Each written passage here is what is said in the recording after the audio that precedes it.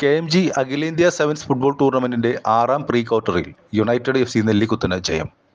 ചൊവ്വാഴ്ച രാത്രി നടന്ന ആവേശകരമായ മത്സരത്തിൽ 1-3 ഗോളുകൾക്കാണ് സൂപ്പർ സ്റ്റുഡിയോ മലപ്പുറത്തിനെ പരാജയപ്പെടുത്തിയത്.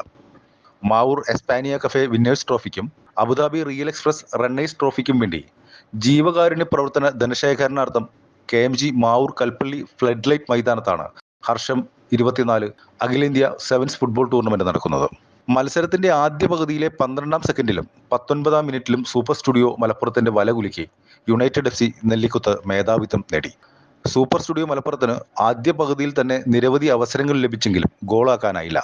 രണ്ടാം പകുതിയിലെ 17ാം മിനിറ്റിൽ നേടിയ ആശ്വാസ ഗോളിലൂടെ ആത്മവിശ്വാസം വീണ്ടെടുത്ത് കളം നിറഞ്ഞു കളിച്ച് നിരവധി മികച്ച അവസരങ്ങൾ തുറന്നെങ്കിലും ഗോൾ വല മാത്രം കുലുങ്ങിയില്ല.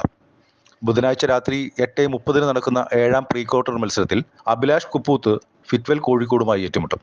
Enlight news, Mukkam.